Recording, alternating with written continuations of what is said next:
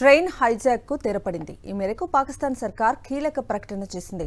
రైలు hijack చేసిన 33 మంది వేర్పాటువాదులను మట్టుబెట్టి 190 మంది బందీలను కాపాడినట్లు వెల్లడించింది.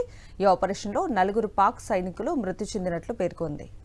సంచలనం సృష్టించిన రైలు హైజాక్ ఉదంతానికి తెరపడినట్టు పాకిస్తాన్ ప్రకటించింది. ఈ ఆపరేషన్లో 190 మంది బందీలను కాపాడినట్లు వెల్లడించింది.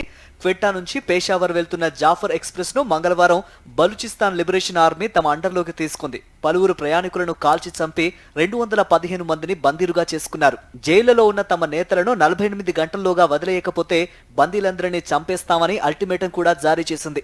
ప్రయాణికులందరినీ సైనిక ఆపరేషన్ ద్వారా బుధవారం సాయంత్రానికల్లా బిఎల్ఏ చెర నుంచి విడిపించినట్టు ఆర్మీ అధికార ప్రతినిధి లెఫ్టినెంట్ జనరల్ అహ్మద్ షరీఫ్ ప్రకటించారు. ఘటనా స్థలిలో ఉన్న 33 మంది వేర్పాటువాదులను ఆర్మీ స్నైపర్లు హతమార్చినట్లు, ఆ క్రమంలో 4 సైనికులను కోల్పోయామని ప్రకటన చేశారు. ఆపరేషన్ విజయవంతమైందన్న ప్రకటనపై భిన్న వాదనలు వినిపిస్తున్నాయి. వేర్పాటువాదులు ఆత్మాహుతి బాంబులుగా ఇప్పటికీ ప్రయాణికుల మధ్య నెక్కారని చెబుతున్నారు.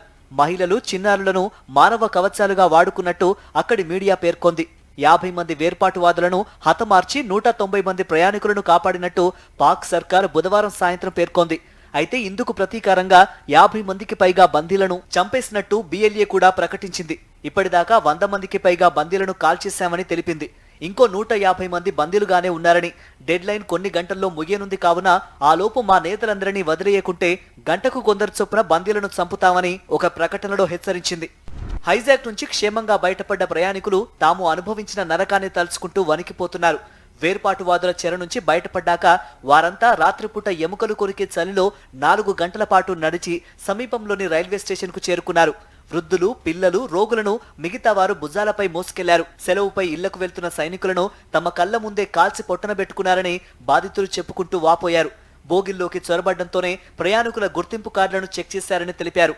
పిల్లలు, మహిళలు, పౌరులను వేరు చేసి తమపై కఠినంగా వ్యవహరించారని కన్నీరు మున్నీరుగా విలపించారు.